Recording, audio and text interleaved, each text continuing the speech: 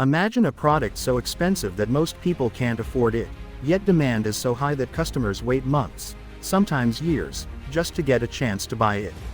Imagine a brand so powerful that it never puts items on sale, never begs customers to buy, and never participates in discounts, yet people still line up outside stores like it's the only thing that matters. Imagine a company whose logo alone symbolizes power, achievement, and luxury, so much so that generations pass their products down like family treasure. This is the world of luxury brands. And today, we dive deep into how Rolex, one of the most iconic luxury brands on the planet, maintains exclusivity and continues to dominate a market where scarcity is not a weakness, but a weapon. Get ready, because this story is not just about business. It's about psychology, status, strategy, and the brilliant ways a brand can create desire without saying a single word. Welcome to our channel, the place where we decode the strategies behind billion-dollar empires, dissect the smartest business models, and turn complex success stories into simple insights you can use to grow your knowledge, your mindset, and your future. Here, we don't just talk business, we understand it. Whether you're an entrepreneur, a student, or someone curious about how powerful companies shape the world, you're in the right place. If you love stories that teach you how great brands rise, survive, and dominate, then hit that follow button, because today's case study reveals the secret playbook of luxury branding. Let's begin with Rolex, a brand that sells watches but represents so much more. Rolex doesn't sell time, it sells status, it sells accomplishment, it sells identity. This is the first pillar of luxury exclusivity. People don't buy the product, they buy what the product says about them. Rolex understands that buying a luxury item is an emotional decision, not a logical one. So instead of focusing on features, Rolex focuses on symbolism. When someone buys a Rolex, they aren't just buying a piece of metal, they are buying the feeling of success. They are buying recognition. They are buying a badge of achievement. And that emotional value exceeds the product's physical value by thousands of dollars. But Rolex doesn't stop there. One of the most brilliant strategies it uses is artificial scarcity. Even though Rolex has the resources to produce millions of watches every year, they deliberately keep production limited. And here's the interesting part. Rolex doesn't publicly admit this. They simply maintain controlled supply, creating a myth around rarity. This scarcity increases desirability. People start believing that owning a Rolex is special because not everyone can get one. For Rolex, scarcity isn't a challenge, it's a marketing strategy. And this controlled scarcity creates waiting lists that sometimes stretch to years. Another powerful strategy is Rolex's complete rejection of discounts. In the luxury world, discounts destroy prestige. If something is always available at a lower price, it loses its sense of value. Rolex understands this deeply. They never put watches on sale.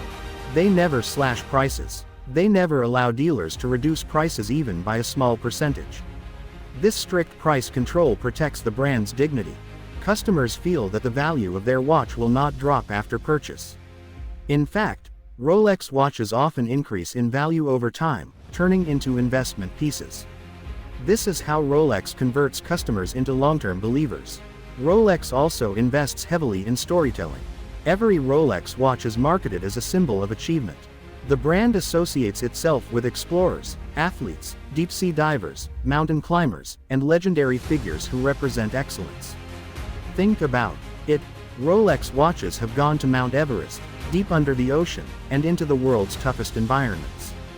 This narrative reinforces the idea that Rolex watches are built not just for style, but for greatness. This emotional storytelling plays a huge role in maintaining exclusivity.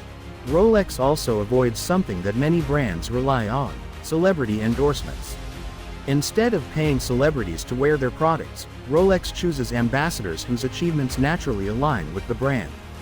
These are people who embody excellence. This approach makes their marketing feel authentic, not forced. When someone sees a world-class tennis player or a legendary musician wearing a Rolex, it feels like the watch is a part of their journey, not just a paid promotion. Another genius strategy of Rolex is vertical integration. They own nearly every step of production, materials, design, assembly, research, and even distribution. This total control ensures unmatched quality. Luxury consumers don't just want a product, they want perfection. Rolex ensures that every detail is controlled tightly. This gives the brand confidence to say, "We are the best in the world." And when a brand believes that about itself, customers believe it too.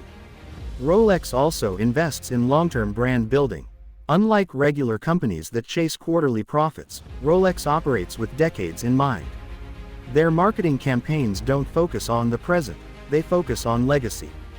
Rolex rarely releases new models or makes sudden changes. Why? Because luxury thrives on stability. When a brand stays consistent for generations, it becomes timeless. This is why Rolex advertisements often feature phrases like, "a crown for every achievement." These messages make people feel that buying a Rolex is not a purchase, it's a milestone. Another hidden part of Rolex's exclusivity strategy is its unique relationship with dealers. Rolex doesn't sell watches online. You cannot order one from their website. You must go to an authorized dealer. And even then, you might not get the model you want. Dealers choose customers carefully. They give priority to loyal clients, not walk-in buyers. This gatekeeping creates a sense of privilege. When people are told they cannot buy something easily, it makes them want it even more. This psychological trigger is one of the foundations of luxury marketing. Rolex also mastered the art of consistency. They don't chase trends. They don't release flashy designs to impress the market.